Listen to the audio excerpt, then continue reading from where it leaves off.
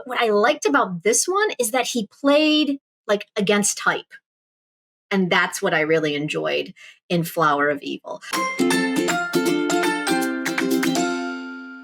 Hey everyone, I am Jenn from the K3, and today we are starting our new podcast series called Rewatch, where we are going to rewatch some of our favorite K-dramas, 4 episodes at a time, and then dive in and talk about it, right? And we want you to follow along with us.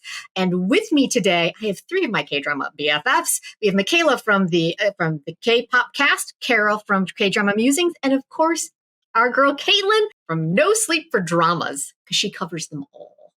I only have a bandwidth for K-dramas. So with that being said, why don't you guys jump in and just introduce yourselves real quick. MICHAELA? Hi, guys. I'm MICHAELA from the Kpopcast. We're a K-pop, but also just Asian entertainment, pop culture podcast in general. We also have a segment called the Kdrama Cast, where we've recently gotten into various K-dramas, including our drama today, Flower of Evil. So, if you guys want to check more of a deep dive into like what we talked about there, which is more of like an actual good versus evil carceral justice review of the show, if you're interested in that, go check it out. But we also have some fun K-pop picks of the week and just K-pop news commentary and things like that. Love it. And you guys can find her at the Kpopcast on Twitter and Instagram, correct? Yes, on all socials. I love it. All right, Carol from KDramasMusings. Hi everyone, it's Carol from KDramasMusings, and my handle is Kdramas with an S on Instagram and on TikTok. And I'm just very excited to be here today. I've been watching K-dramas for 28 years. And so I've watched so many episodes. I'm just excited to now have friends to talk about it with.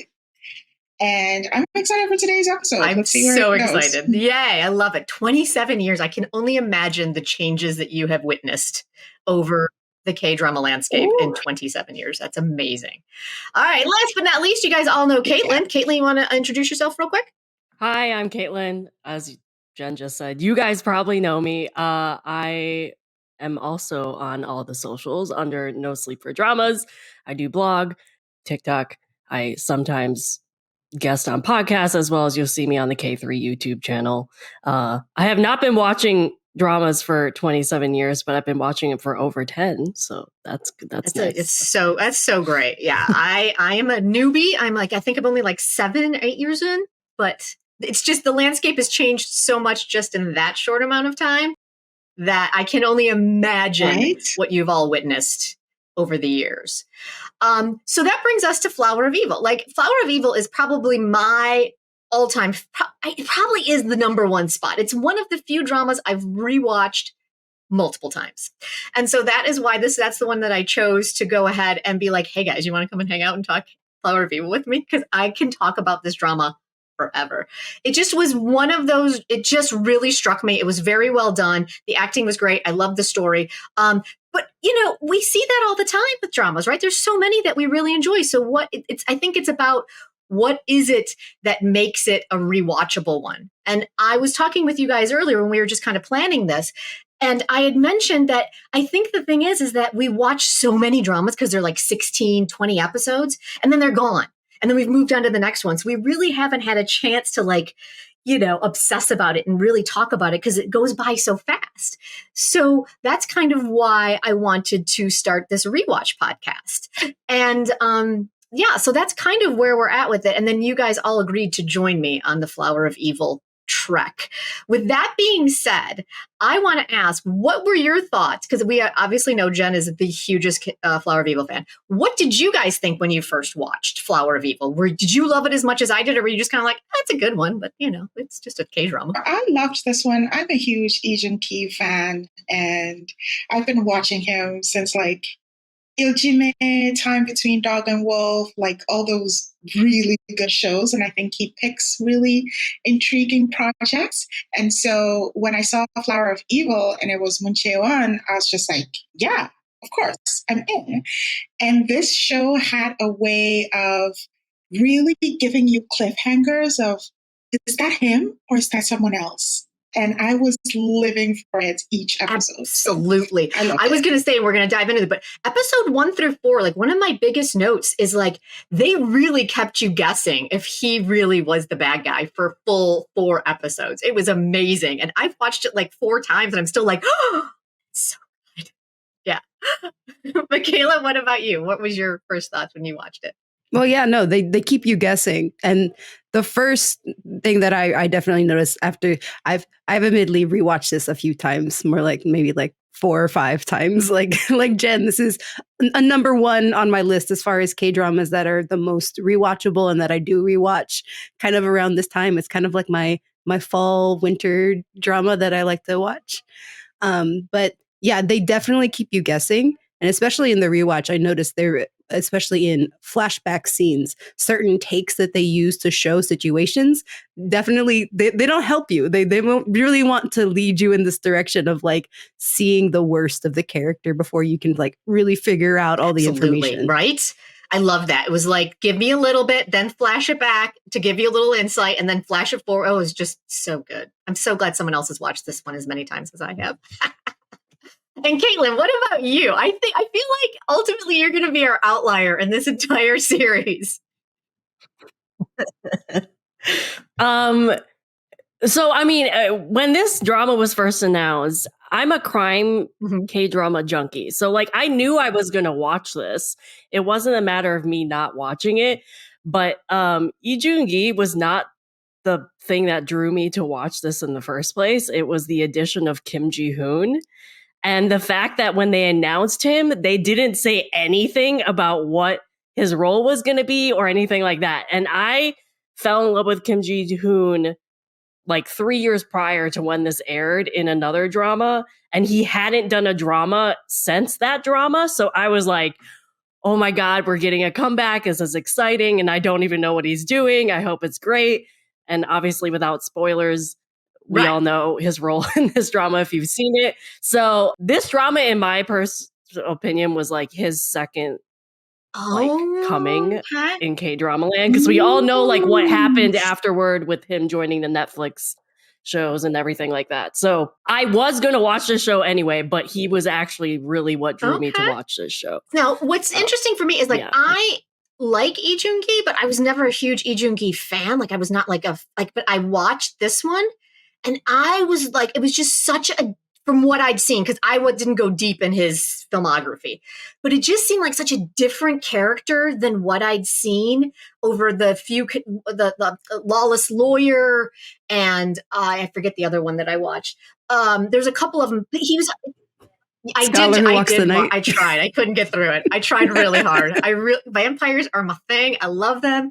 Lee Soo-hyuk was a vampire. Like, come on. I tried. I just couldn't get through it. But he always plays, in my opinion, I've noticed that he's always kind of plays this cocky man of the people who knows everything and is the brightest and the smartest he's very enjoyable, and I think he's got a lot of charm. But what I liked about this one is that he played like against type. And that's what I really enjoyed in Flower of Evil. I should probably say, mostly, we've all watched it. So this podcast is not going to be spoiler free, because it's kind of the enjoyment of rewatching. So if you have not watched it yet, you can enjoy this, maybe follow along with us and listen to the podcast after you've watched the first 4 episodes, or, follow along. But if you've watched it before, this is going to be kind of like just kind of enjoying it for what it is.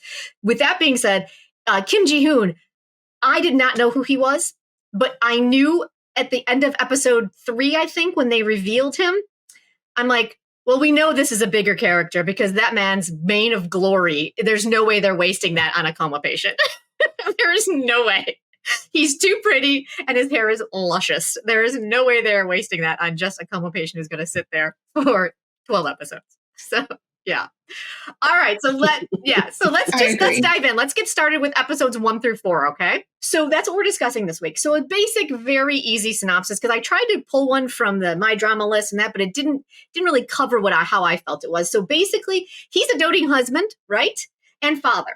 as well as the son of a serial killer and a murder suspect. So he's living at the top of the show, living this seemingly perfect life under an assumed identity, right? So there's a lot already before you even hit play. And she's his adoring, unaware police detective wife, right? And so it's just basically as the show starts, this perfect facade starts to crumble. And it's what is the fallout of that crumbling facade is essentially what the flower of evil is, at least how I interpret it after 4 rewatches. What do you guys think? You think that's a decent synopsis? Yeah. Okay. That's a really good one. So with that being said, as we mentioned, Lee Joon Gi is our lead. He is playing the dualish role of Do Hyun Soo and Baek Hee Sung. We've got Moon Chae Won, who is our wife, the Cha Ji Won. And then, I'm sorry, their little girl, Baekuna, she stole the show and so many times for me. So she's a huge part of the story, obviously. She's their child. And then the biggest character probably within the first 4 episodes is our I mean, let's be honest, not the brightest reporter you've ever met, but our reporter, Kim Woo-jin. Those are probably the top 4 characters of the first 4 episodes. So let's discuss. All right.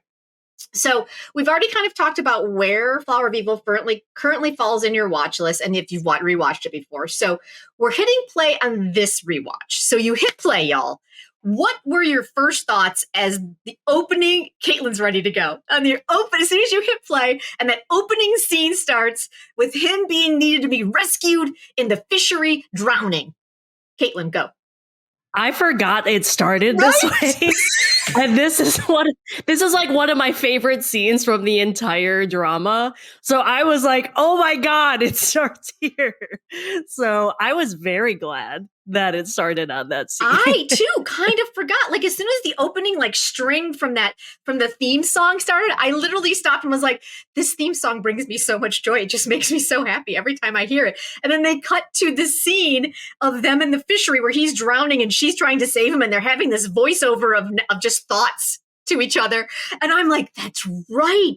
This is where they started the show. And I remember when we first watched it, Marisa and I started like we're bitching on our thing. We're like, how long are we gonna have to wait for the resolution on this? And I was so grateful that we didn't have to wait long. It was amazing because usually you have to wait till episode 15 to get this resolution. I'm like, oh, really, show? Oh, this is gonna be rough. But I was so happy. And watching it now, it was just great. Okay, Michaela, what about you? Yeah, no, I forget about that scene too, because I did a cheeky start on episode 2 when I first watched it. So I never had to worry. I didn't even know we were getting to that place at all when I first started. Like when I first started, he's already got his reporter in the basement and he's like the Chaji one's on the case trying to find whoever almost attempted to kill this kid. Like that's where I started in the show initially. So it was so interesting again after rewatching, going back to the beginning to see that they kind of show you where they're going and that, this is going to be a part where they, again, are forced to confront these issues that they have of the things that they're hiding from each other. But then they immediate cut to, but we're going to start with them just loving on each other first and tell you hey, they're still in a nice married relationship. It's not just the story of their tribulations. It's also the story of them coming together and being closer with each other. Oh, sorry. Go ahead, Carol. I was going to say, I'm curious why they started with episode 2. I've never heard of that. I have issues with a lot of pilots and I've been burned by pilots, and pilots have kept me from watching shows that I actually would have really enjoyed. So if there's a show that I'm coming to for the first time and I'm maybe kind of interested, or maybe I'm I don't know if I'll, or maybe I don't have enough time, I'll start on episode 2 or 3, depending on how long I know the show is, especially if I'm coming to it after it's already aired, because that's usually, again, where it's with K-dramas, episode 2 is the biggest cliffhanger because it's usually 2 episodes a week. Yeah. And that's kind of what's going to keep you coming back if you're not wanting to worry about all the exposition in episode 1. I always think of the first 2 episodes. I always think of them as one, that's the pilot. The first 2 episodes, that's how I always have. Yeah. So I'll always give drama 2 episodes, those first 2 episodes. But if it doesn't grab me there, I might begrudgingly give it 3 and 4. That's interesting. Oh, I might have to try that. I have told people to skip the first episode to get beyond the glory. Like I told Marisa, I'm like, just skip the first episode. You'll still get what's happening without all the trauma that's involved. And she was like, thank you so much. That's true. That worked really well for me. Right. So Yeah. there is that. Yeah. And then by the time if you get to the end of it, you're like, oh, I love the show. I wish I could watch more. Hey, you still have a whole other episode you haven't save watched. a little bit. It's like this nice little present at the end to kind of like, oh, here we are. And then, oh, how did we start? I have to pick up that concept, Michaela. I like that. Okay, so Carol, you hit play on Flower of Evil. What were your as it started? Were you like yes, or were you like, oh, okay, let's do this? No, I was like yes, because I was like, ooh, this is going to be intense. Why is she saving him in a pool? What did he do to get there? I had all these questions in my mind already. And then we go to the lovey-dovey. I'm like, oh, Lee Joon Gi being lovey-dovey is just perfect. It's just perfection. And was for it me. satisfying on the rewatch when you hit play on that? I rewatched this. I think this is my 5th rewatch. So I'm always, I don't know. I know what's going to happen, but I love how it's edited and paced. And so I'm always on the edge of my seat and being like, ooh, this is the part that, yeah. So I love it. I really enjoyed it. Some things that I actually noticed on this rewatch that I hadn't, I mean, maybe I might have noticed, but I was just binging through it because I just needed it so bad. But this time to like really analyze it, what I found really interesting is that the opening scene in the fishery where he's drowning and she's giving him mouth to mouth is edited, segued almost perfectly to them kissing in their house. So it's, and then Right. not to get too ahead of ourselves, but then if you think about the ending, it all kind of is mirroring itself. It's so Mhm. good.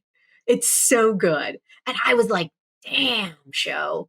It's so good. So I really, really dug that. So yeah, I was really excited on it. I remember, again, coming into it as a rewatch, like watching like behinds and like press conferences. Like one of my favorite moments from one of the press conferences they did before the show was airing was that Moon Chae-won was like, yeah, no, back in high school, like I went to go see this movie with my friend and we were like, oh, wow, that lead actor, he's like really cute. And it was The King and the Clown, which Lee Joon Gi was the star of. And so now, how many years later, she's like, playing a character that's married with babies to her high school crush. That's which is adorable. That's right. I remember that interview. It was it was adorable. That's amazing. I love it. With what we've talked about, especially when on our show, when we talked about the episode, we were mostly focusing on Lee Joon Gi's character.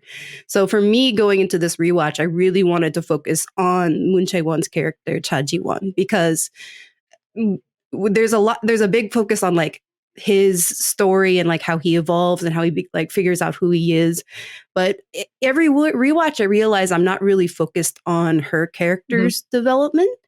And the writer talked about like her journey is about her accepting like this new world that is being revealed to her through the, all of these secrets coming out and her destroying the walls within herself. So like you said, she's a cop. She's a cop to a fault sometimes, especially as we go further on in the series. And so it's her kind of evolving past this like, oh, I'm a cop. No, I'm a mother. I'm a wife. I'm all these other things. So just like seeing how her character develops through that show specifically and like, which I hadn't really noticed before, especially on previous watches, because I mean, I'm mostly looking at Lee Joon Gi the whole time. I really liked, I mean, again, it was a little on the nose, but I thought it was so well done. Like each case she had peeled back a little layer of what's about to implode her life. And I was just like, oh, how could something be that wrong and you not notice? Peel, as her husband is like basically kidnapped a reporter and hiding them in their basement. You're just like, oh my God. And like the first time you watch it, is maybe going to kill it was just so, I really enjoyed watching just that whole thing. Okay, great. So we kind of mentioned it, and Michaela kind of mentioned it, but did you notice anything new this time around? And so I mentioned that I noticed a little bit more with the playing of the editing from A to B, all the through line of how they edited it. And Michaela just mentioned paying more attention to Cha Ji-won's character. What about Carol and Caitlin? Did you guys notice anything new on this rewatch? I have two things. One, I'll just like to say this is my first rewatch. So I'm I'm the only person who has never rewatched. I don't rewatch shows. I have very limited rewatch. I literally have had 2 K-dramas I've ever rewatched in my life. So I don't rewatch shows. So this is my first one. So I'm the, as Jen said, I'm the outlier here. I will say, and just because before we move off of MICHAELA, I still hate her voice when she talks to her husband. I was annoyed by her voice when I did this on the first watch because I think it's just, I don't know if that's, it didn't sound natural to me, and it still doesn't sound natural. It sounds like lovey-dovey, like it was a voice she did. I don't know if that was actually a choice, but I still found myself really annoyed in the like lovey-dovey scenes when she was talking to him. Especially when she was playing the 17, 18-year-old, like when she was her younger self. I was still very annoyed by her voice. I will say that's the one place where I have to really extend my my level of acceptance is when they play high school students or like the really young ones. I'm like, he's 40 years old, y'all. Like, I mean, the blonde wig is not really making him 18. It's just not happening. Suspension of disbelief. Yeah. I don't think they were in high school back then. I think it was college. And I didn't mind her voice because I felt like she felt she had to be lovey-dovey. Really, like MICHAELA, I was concentrating on MICHAELA's character this time because I feel like she really needed to be accepted and to be liked. And so she had on this voice to sort of encourage people to be open to accepting her. And then you see her when she went to the workshop to give him beer or something like that, and she took a picture of him and he lost it on her. I felt like she is using that voice to be liked. And that's something that is interesting to her, and her need to be accepted. I find so fascinating because I'm at the same time, I'm like, you're a detective. You shouldn't care. Like, what's going on with you? So, I agree. Yeah.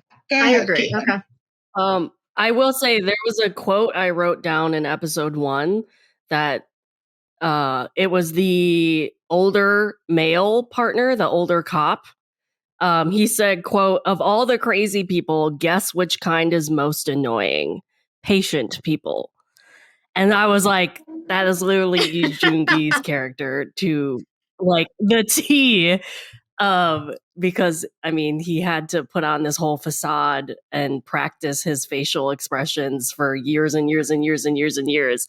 And he's extremely patient up until his life starts falling apart. But like at that, up to that point on episode 1, when he said that quote, that was literally Eugene Dean's character. So that's a perfect segue. Let's move into episode 1 and 2. And like, what were our favorite moments? I will say that watching episode 1 and 2 for me, it was the epitome of the writing structure of what makes today different from any other. And it was just watching his life go from being this completely controlled environment where he basically is like, she's not a problem because I can control her, with his parents. That was air quotes in case you're listening to the podcast. His parents, to his whole world just starting to crumble within less than 24 hours simply because his wife knows this reporter who happens to know him. And he wants to get a necklace from 20 years ago fixed. Like, just what makes today different than any other. And I just thought that it was just the most perfect example of that, because you're just like, oh, you poor bastard.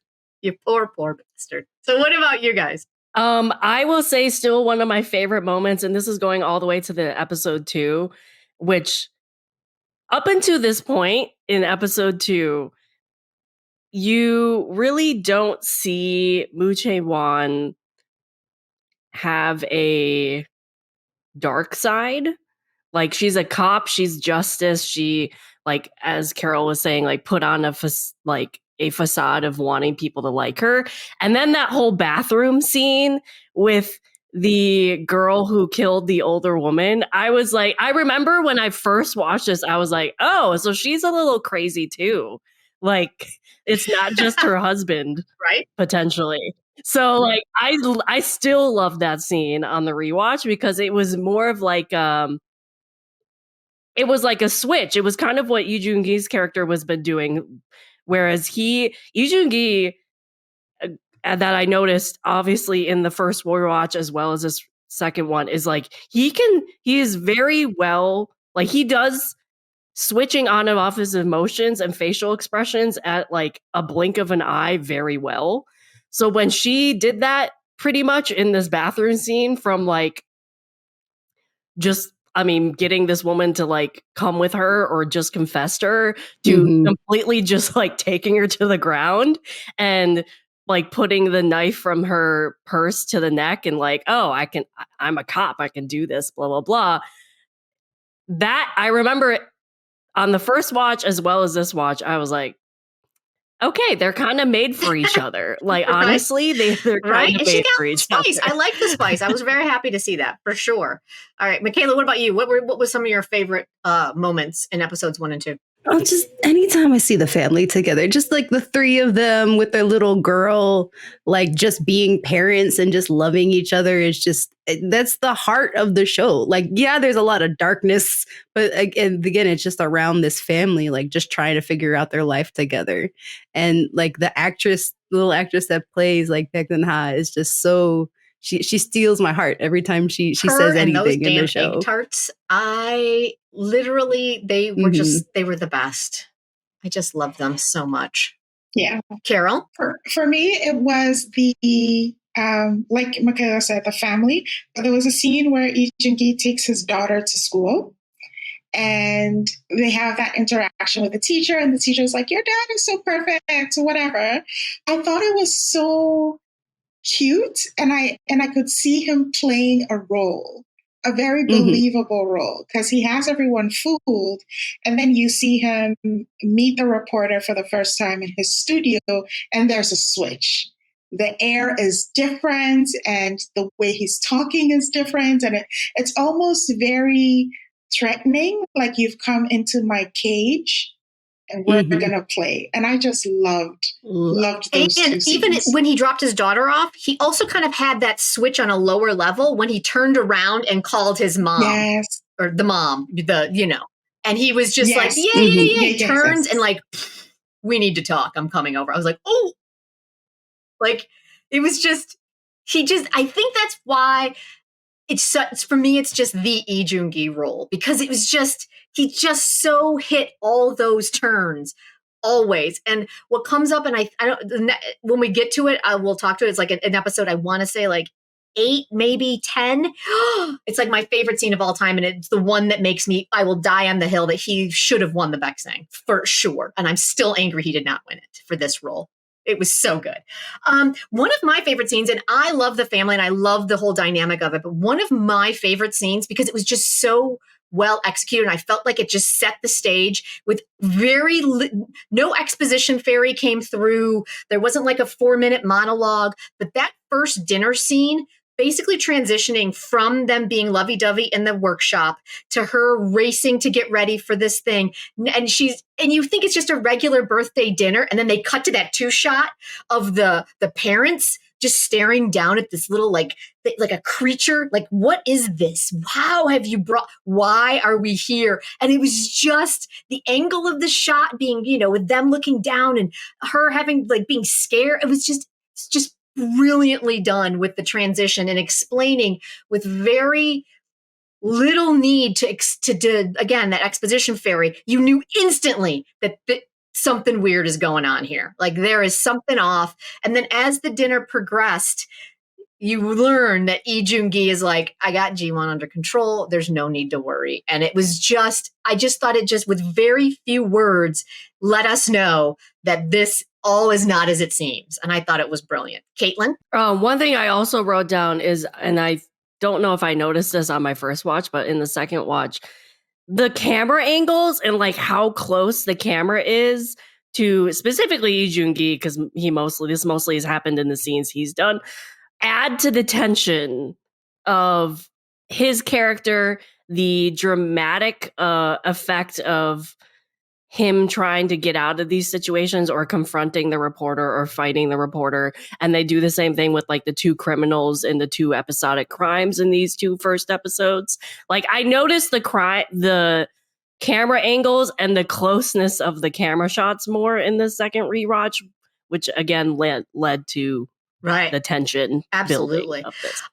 So I totally agree. And I wrote in my notes kind of in the same vein. I'm like, he's such a villain in this first episode. Like, you believe that he is the villain. But can we just talk, one of my quibbles, could Kim Woo-jin be any dumber? Could he be any more stupid? Like, I'm like, you walk in to this room with your old high school buddy, who also is a suspected murderer, and you like don't race out the door instantaneously. Like, listen, we needed him to stay there so that he could be kidnapped and thrown in the basement. But like, there were just so many moments that he was just like, what? Where is Becky Sung? Like, I don't understand. Like, I'm so confused. What is happening? And I'm just like, oh, you poor bastard. Like, it's just hilarious. Even if Becky Sung is there, I would not be staying. I didn't get that about him. Like, why are you staying? What are you doing here? Wrapping the gift, and he's like, you don't need to give me a gift. I'm like, this is your perfect opportunity to leave. Like, turn around, walk out the door. And he's like, that's okay. Yeah, of course I will come up and give you my information and where to ship it. It's just like, oh, dude. Anyway, so that was my one big quibble. But it was just so well done. I mean, we had to get there. So, I mean, you know, I appreciate that we used Lee Joon Gi's martial arts skills within the first episode, because I feel like he has to use them in every show he's in.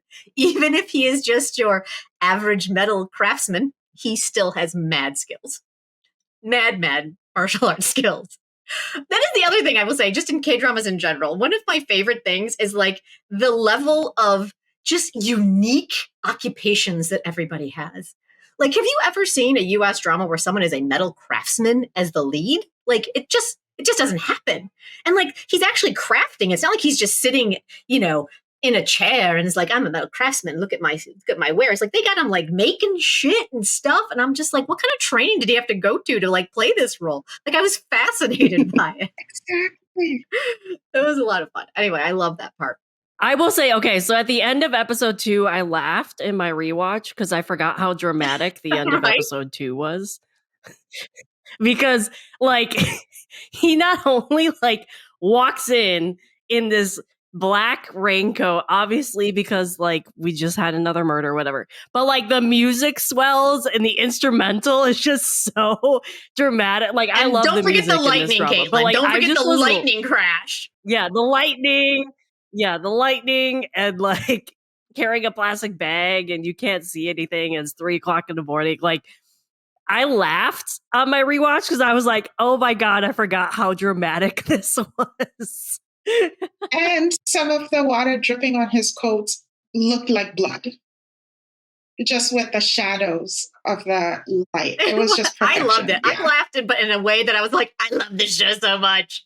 Like, I was so happy that I could just move right into episode 3. I was so excited. The comedy of the show is very interesting because, like, you, especially on the rewatch, you notice again more of those comedic. And I mean, like, the Kim Woo-jin's character, obviously, like all of his reactions to everything are intentional comedy, but just like certain things with like the way that like Do Hyun-soo is like making quips with him when they're talking, or like just simple little things like him stealing that little girl's doll and like throwing it in the trash. Like, it's not intentionally like, oh, this is a comedic scene, but I still find it absolutely funny. I love that scene, especially after Baekuna was like so upset about the doll, and then you see that he basically was like, oh, I got you, Coach. Like, it was just such a great moment. It was so fantastic. Yeah. I like that. And then I think also with the comedy, Ji-won's coworkers, one detective, yes. Like he's just smart, but like stupid at the same time. And so like I think is also giving us a few little outlets for some comedy in there as well. I remember being so annoyed by him and the reporter eventually in my first watch of this.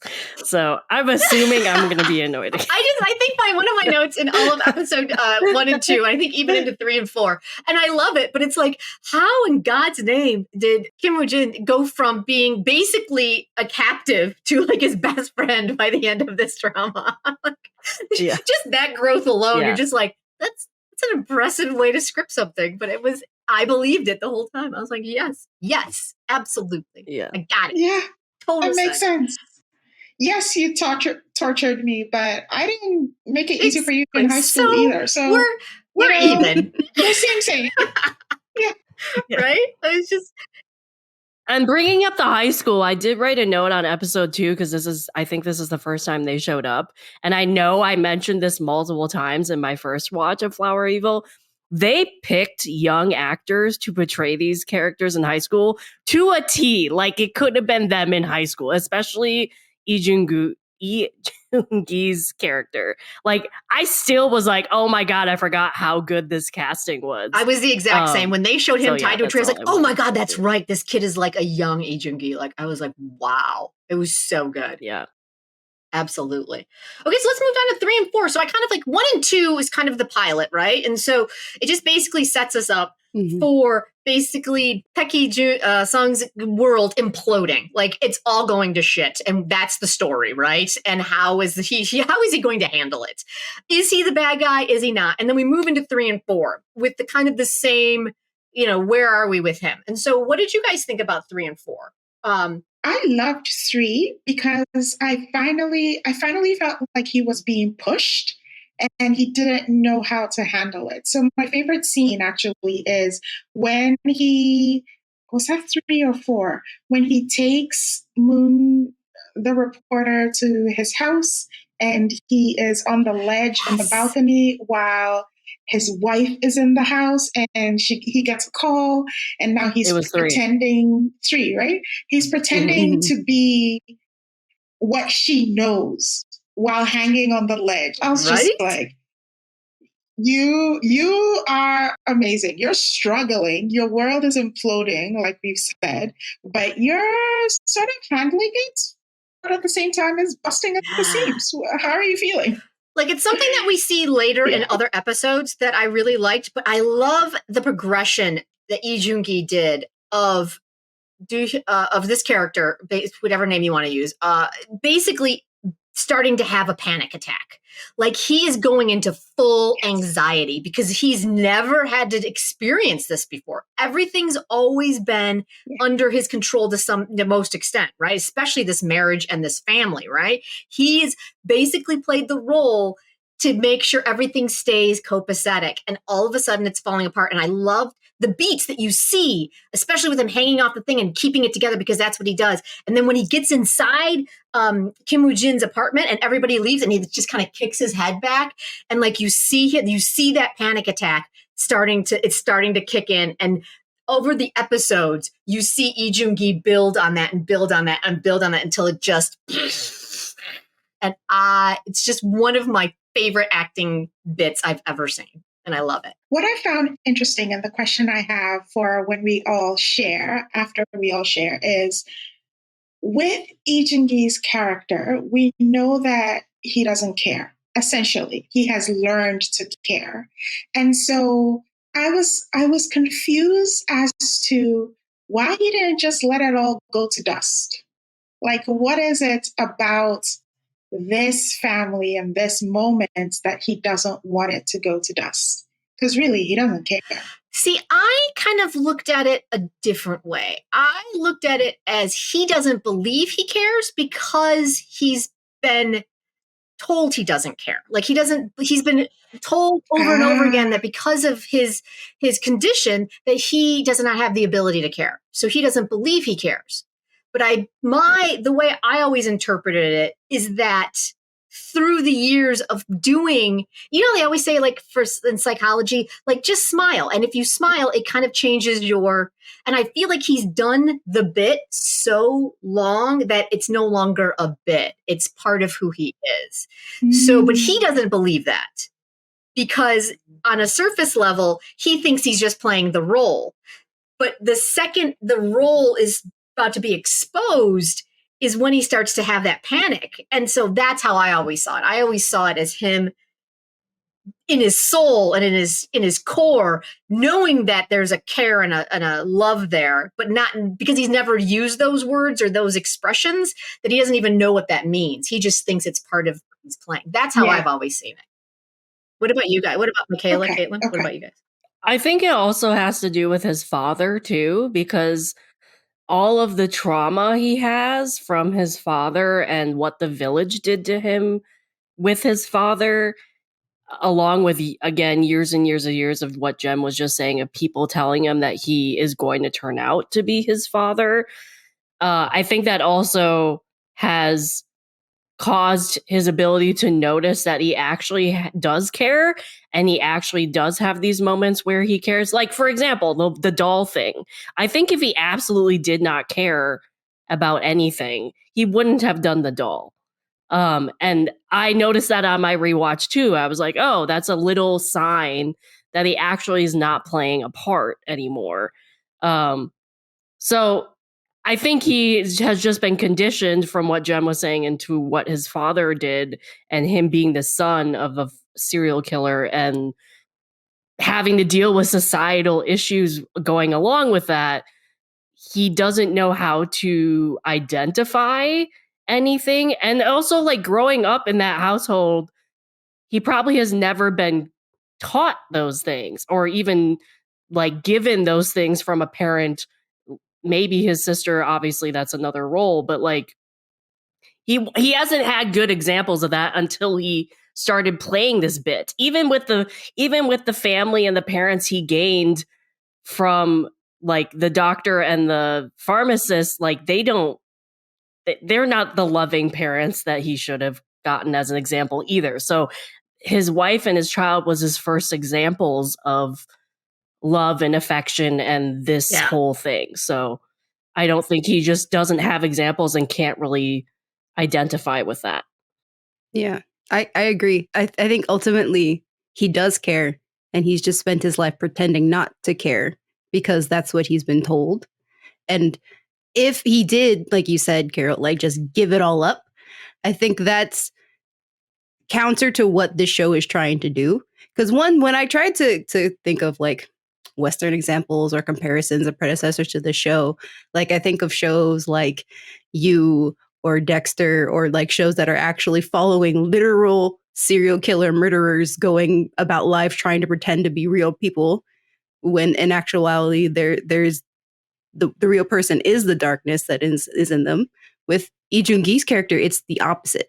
There is the light inside of him, but he's covered in darkness because that's how he's been taught, like you said, Caitlin, from all of these things that the people have told him that he is, to go through the world and how to be. Yeah, I think one of the, and also when we find out, like, the whole being suspected of killing the village head, like, even that, I think even back in those days, he had a protective kernel in him that is part of, I think, that was able to sprout as well. Like, I mean, the poor boy has just been abused from the get-go. So yeah. And he's got anti-personality disorder. Yeah. Even speaking of the protective part, like, I can't remember what episode it was. I think it was 3, maybe 4, when they're on the balcony and Lee Joon Gi is the reporter, and like the reporter asked him point blank if he killed the village head. And he's like, yes, of course I did. And then he was like, well, did you kill the restaurant guy? And he's like, no, I absolutely didn't. I think that was, we asked the question earlier of like the reporter, how quickly he turned around to be a like supporter of Lee Joon Gi and trying to figure all this out. I think that was one part. Like, he was like, well, he wouldn't lie. But we also saw that he was, I mean, at least me, I don't know if I noticed this on my first watch, but definitely in the rewatch, I was like, oh, he's definitely protecting something by immediately shouting, yes, I killed the head. But then the other thing is a reporter, which I don't know if I realized this in my first watch. Maybe I did, but like the reporter in episode 3 coming to realization that Lee Joon Gi was in the room with him at 3 a.m. And he was like, oh, so he definitely didn't kill this dude. I think that also went to the fact of why it was such a quick turnaround of them being partners and not really buddy-buddy. That's a really good point, Caitlin. And then as we progress, there's also, I think, a ton of guilt that Kim Woo-jin has got over the years of everything that had happened. So I think that also probably plays into it. But it just, up front, like the first 2 episodes, you're just like, what is happening? Like, what? Like, what? How did we get here? Suddenly they're like a buddy cop film. Speaking of the reporter too, I have one note in episode 3 on how we were talking about how me and I have a criminal justice degree background. So I'm not like an expert at all. I've never been a cop. I do have a degree, whatever. But like one of the things that drives me nuts in K-dramas and Asian dramas in general is how bad the cops are. And I understand, like, obviously after years of watching K-dramas, it is a story dynamic. Like, they have to make them stupid to make sure it doesn't get solved in 2 episodes or whatever.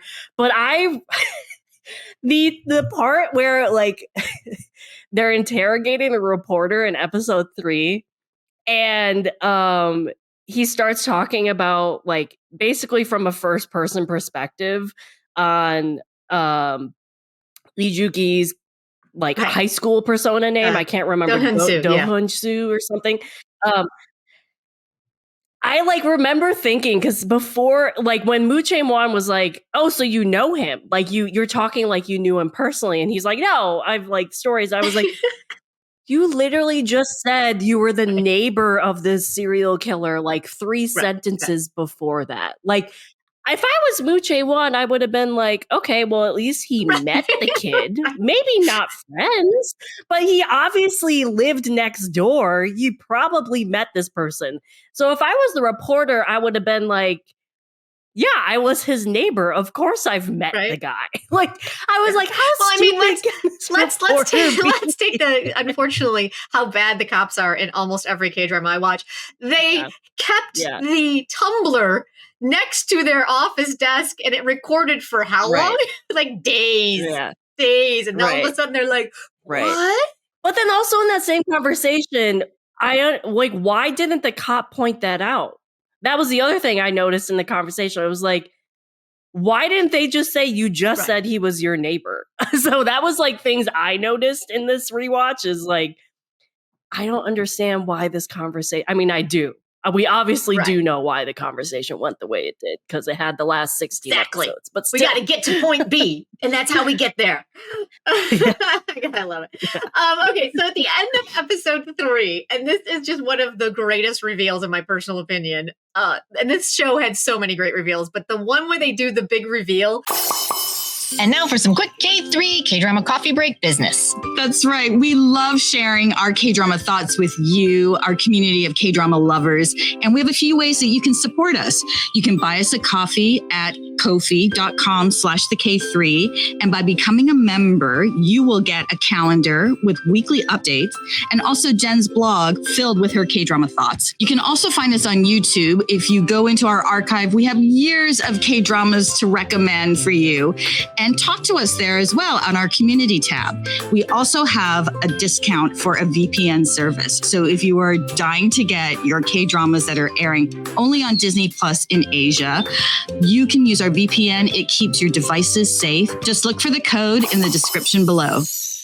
Where the original, the true Baek Hae-sung is actually in the house with the music, the same music from like the episode 2, and the drama of parting the clothing, dad's parting the clothing through the closet and walking through, and then the whole medical thing. Like, that was such an amazing reveal. I was just like, this show is the greatest show ever.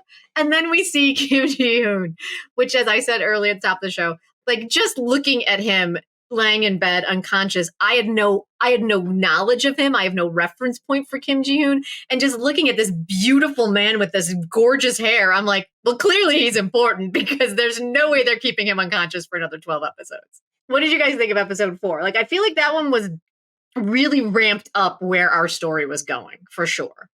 I remember when I first watched that ending and going into episode 4, I was so surprised by that reveal, because, like, again, they didn't announce who he was, what he was doing. Like, so up to that point and the end of episode 3, we really didn't know what happened to their original son.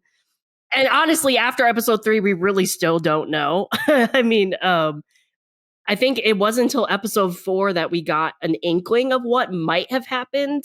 But again, even with episode 4, they didn't reveal who was driving the car or anything. So, I mean, I just remember I was like, why is he in a? I had like a million questions going through my head. Oh, on the of course, first watch because of this. there's It's so like, many why is he questions dead? now, right? Why is he So unconscious? he's still alive, but Yeah. not. But they gave Yeah. this guy his name and his identity. Like, what is happening in this show? Like, it's just such a great, Yeah. again, so much information, but no information that just keeps you watching. And that's, I think, Right. part of what makes this show so good. It gives just enough to have you be like, that's amazing what's happening next, but not so much that you're like, well, I know what's going to happen. Because did any of us really guess on our first watch where this was headed? No. Well, I also noticed on this watch, I don't know if I noticed on first watch, but I'm sure you guys have because this is your fifth watch. But still, I didn't realize he was in like a kid's room. Yes. Like all around him is like a boy's room, and then he's the only thing that's gotten You know older, what? I did other not. than the I did parents. not But, like, notice that. I didn't I did realize not that. notice that. I'll have to take a look now. That I did not notice. Fascinating. Yeah. So I thought that was interesting. I didn't really. I mean, my immediate thought was like the mother just wanted to keep him because obviously we know what his character has is going to do in this show and what he's done. My immediate thought was like the mother wanted to keep his ideal image, even though her son's getting older, his room But what I never find got fascinating older. is it actually, as we learn, it wasn't mom. It was dad. And that to Right. me is, again, Right. one of those things that you're just like, what? And I love that so much about this show. Yeah. So much. Yeah. Speaking of mom, Oh, she's I terrible. still hate She's her. the worst. She's the worst. I also the funny thing too though is I've realized I hate her. I think I hate her more than the dad, honestly. But I also love the fact that she's so much close to going off the deep end that it's hysterical to me. Like the whole scene with them Oh my in the God. pharmacy and she's just freaking out like every sentence. I was laughing because I was like, oh my God, this woman is about to go nuts. And she's like fraying on the edges and it's hysterical to see because she, in my opinion, she absolutely deserves it. But yeah, yeah, they do try to give her a few moments though, like even like you said in the pharmacy scene, he hands her like the herbal drink, and she's like, okay, I'm sorry, I went off of you. Like, let me know next time I do that, and immediately again forgets everything she just says and goes off on him again. Yeah. And like the way that she, again starts further down the series, starts getting closer to the daughter and building connections with her, but again, just going back to her original mentality. Like they do try. Mm-hmm. Then she's not just completely I find her to be the whole one time. of the.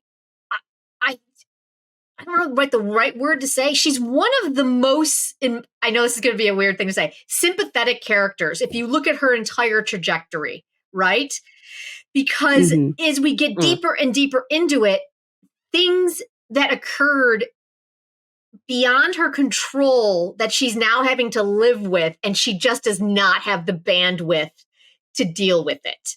And she is becoming the most unhinged human ever. And it just gets worse and worse and worse. And it was she's terrible and she's awful and she's just, but the arc itself is really tragic. It's a really tragic arc. It is. Ultimately. Mm-hmm. Mm-hmm. And sorry, go. You almost see her as the opposite of MICHAELA's character in the sense of like her beautiful world that she's built up over the years of being this lovely chaebol lady married to this director of a hospital is suddenly crumbled, and she crumbles along with it. Whereas Moon Jae-won, as she's again through these first 4 episodes, she's slowly getting these pieces like of these cracks in the walls of her world, and how she reacts to it more of like an acceptance and with more strength. Yeah, absolutely. I guess in that sense. Yeah, it's definitely. The mirror imaging is so fascinating to me throughout this show. You got Moon Jae-won and you've got Mom and you've got Becky Sung and you've got Do Hyun Soo and then you've got the other way around. It's just, the mirroring is just so well done in this show. I love it so much. You were going to say something, Carol. What was that? I was going to say what MICHAELA said, and I really did feel bad for her because it's like she ended up with the wrong guy and with a horrible son. Like both Yeah. both of them were horrible to her, and she was in a horrible situation. So she was almost captive of the situation that she was I'm not in. giving her But she's 100% not pass. I'm just exactly saying a that she's a nice tragic person figure, either. and I actually felt bad for her by the time Yeah. it was all over. And almost by the time we get to agree. the end, I feel like, and we're jumping way ahead, so I'm just going to kind of tease this, but I felt like even at the very end, like there was almost a level of relief from her character that it was just finally over. Like all of it was finally goodbye. Excellent. Like her arc is just, it's really a fascinating arc as from a character standpoint, for sure. And I really enjoyed it. I'm wondering if her, like, speaking of mirroring, like, I feel like her upbringing is kind of the same with Lee Joon Gi's character, of like, if she had been married to the right guy or had a son that was more caring like Lee Joon Gi, or like wasn't married into a rich family. Like, we don't know anything about her childhood or anything, but like their two like upbringings have mirrors with them themselves, and even they are different in terms of what they are in the present day, and what has come, that what will come in the episodes in the future, and how they deal with things and everything like that. It's so good. So okay, so the end of episode 4, we essentially have our husband and wife, our two main leads, have battled it out under the dark of night, because the greatest hammer throw in the history of hammer throws. I mean, let's be honest, like the man is a genius, right? But he keeps her from being hurt. He gets stabbed in the process. She has no idea who he is because he puts her blanket over her head, but he loses his birthday wristwatch, right? The band on his watch, or the whole watch. And so when the first time I watched this, like, I don't know about you guys, and I love, this is part of what I love about the show. The first time I watched it, I'm like, how are we getting out of this? Like, it's episode 4, and she's got his wristband he's got his watch with his name on it that she gave him. Like, where is this show going? And that, what did you guys think, even towards the end at this rewatch on episode 4? Like, it's just so well crafted, right?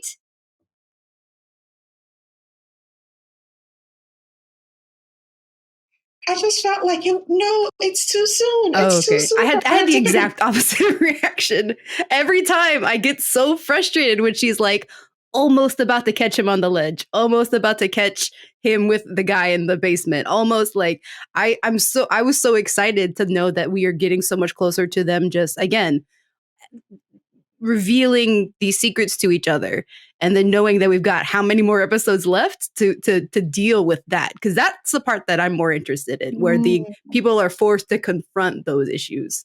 Part of me didn't want his world to crumble, and so that's why I didn't want those truths to come out quickly. I wanted him to have an opportunity to figure it out and sort of add these new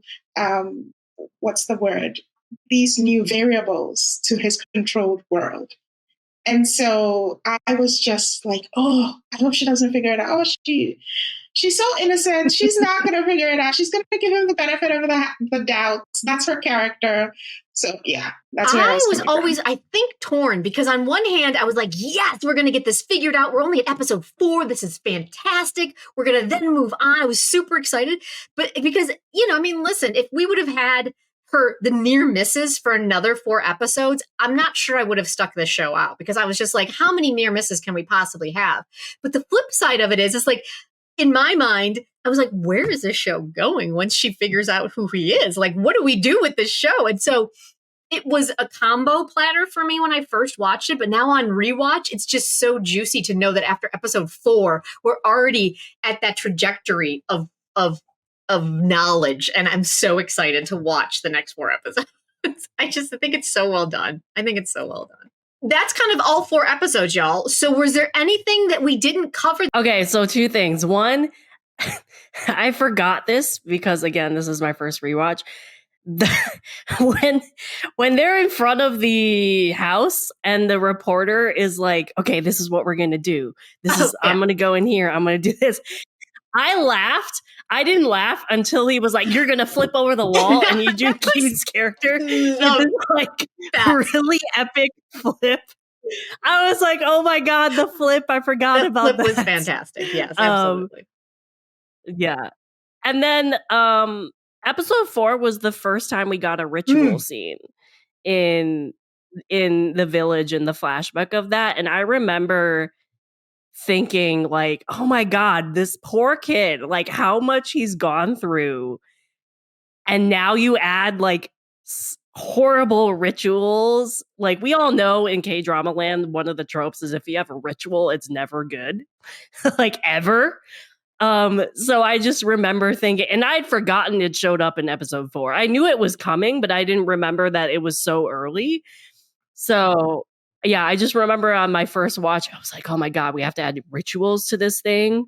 Like, because they think he's possessed. Oh my God. I think going back to what Carol had asked about how he didn't just go, I'm done, I'm out, peace out, because I don't care. I think that scene also gives us a clue that he does care, because when he came around the corner and he had that kind of PTSD moment about the rituals, that clearly there's more emotion in him than what he's so far given us, right? That's real. Like he had a visceral reaction. And quick question for you guys. There's this moment where he's sitting on the patio, I think, with Bekuna, and he's sitting there and I don't know what, but he gets this little smile on his face and she says, Dad, what are you smiling about? And he's like, oh, I was smiling. I don't know if I missed something that he was smiling about, but I also think that that's a little trigger of him sitting with his daughter just drinking coffee and she's drawing. Like is a happy place for him. So I think without him even realizing it, that this is his home. And so I think kind of going back to that those two things stuck out to me as well. Yeah. Well, even like you're talking about the little things that make him happy. Like even through that entire fight scene of them running and going through that, like fighting in the dark and him throwing things, he was intentional in what he was doing because he didn't want to hurt her, and then like falling over her to make sure she wasn't hit with anything. I remember on my first watch, as well as I did, like I enjoyed that part in my rewatch, because again, that was another example of like he did care. He did not want her to get injured. Maybe, I don't know, maybe it was more of the benefit of like the mother getting injured and not having the child get upset, but still, like, again, another example of the little things his character does to make sure that the two people in his life that he does actually care about at this point in episode 4 aren't injured and aren't mad at him. Absolutely. And whatever. Okay, guys, so here's my question. After 4 episodes, we're doing a rewatch. Does it hold up? Like, obviously, you know my answer. But what's your answer? I wonder if it still holds up. Even for this being like my 4th or 5th rewatch, like I still wanted to hit play on episode 5 so bad, but I was like, no, Jen, you're going to pace yourself on this. You're going to pace yourself because you do not want to blow through it. You want to savor it.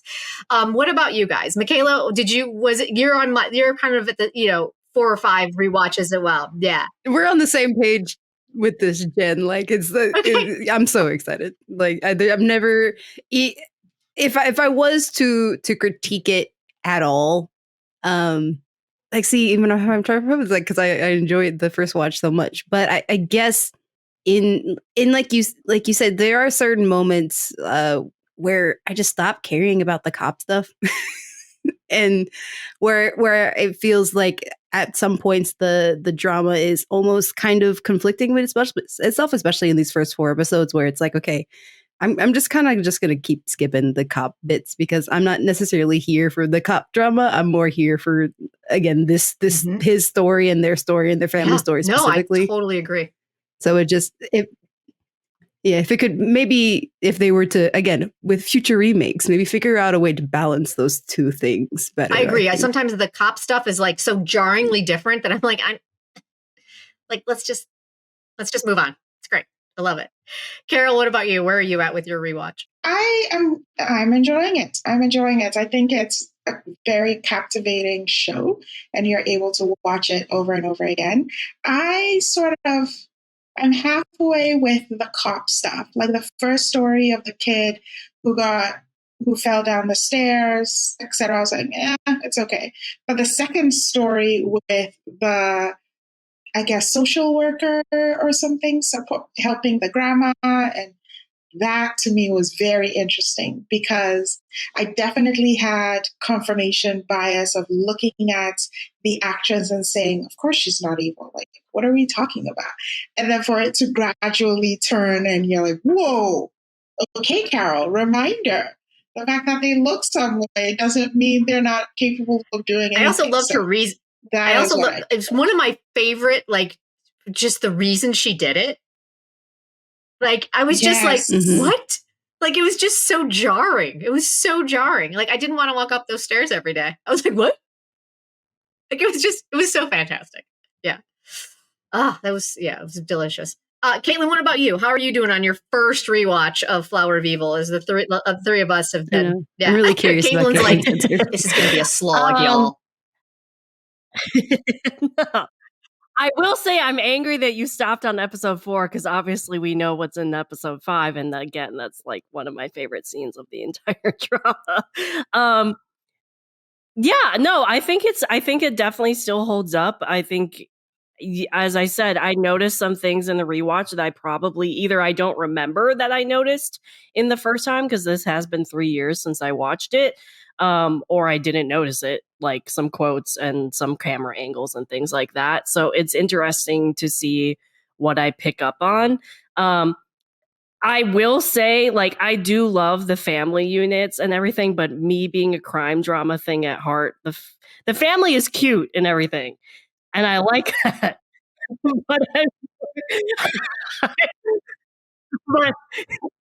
but I'm more in it for the darker moments and when Lee Joon Gi becomes the other persona as well as all the crime stuff. So I'm the opposite of what all you guys like. Because I do enjoy the episodic crime stuff and things like that. So yeah. I do think it does hold up. Excellent. All right, you guys. Yeah. So that's the first 4 episodes for everybody watching out there, listening and watching out there. So follow along with us. Before we close this up, did we miss anything? Is there anything about those first 4 episodes that you guys did not get a chance to talk about that you want to mention now? The creepy father hallucination. Ooh. That I didn't completely forget about it, but I was like, oh, I forgot how creepy this thing is. And he shows up, I think, in episode 3 for the first time, maybe 4. But I thought that actor did that very well because, like, it's a character that, like, I don't remember in further episodes if we actually get like his father actually being alive and not just a hallucination. I can't remember. But him as an hallucination and him kind of just creepily standing there across the street or in a forest or whatever, I forgot how weirded out it and added tension to a scene that really already either had tension or didn't have tension at all and all of a sudden became tension filled. I mean, listen, those black contacts are doing a lot of heavy lifting. I mean, really. You throw slap black contacts on anybody and you're like, I'm completely weirded out. Right. Yeah. So I forgot all about the hallucination part of this, and then he showed up. I'm like, oh my God, yeah, that's right. So yeah, but it is interesting because, like, we interpret it as like a psychological thing about like his past trauma, but in some ways it almost lends truth to like what the villagers claimed in the beginning, like in the sense he is possessed by or haunted by the spirit of his father, the serial killer.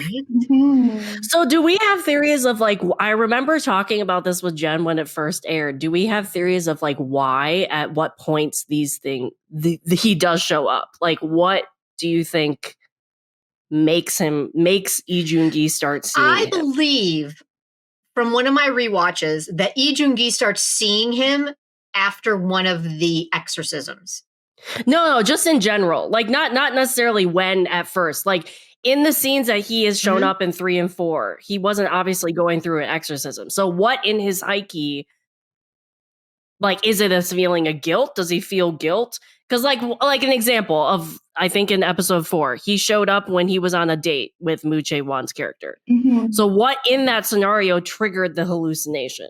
I think Like the that fact that he was, I think it triggered because he was happy and he yes, was like moving on or trying to move on from the trauma that he was doing. So then the hallucination, I think it basically is the thing of guilt. He's either guilting in terms of like, he feels guilty for moving on from his past, from dealing with his father, from dealing with the village, and actually finding a happy place and having accepting, like, and then this hallucination comes up and is like, you can't do that. You can't accept your life. You can't accept the trauma that you've been through.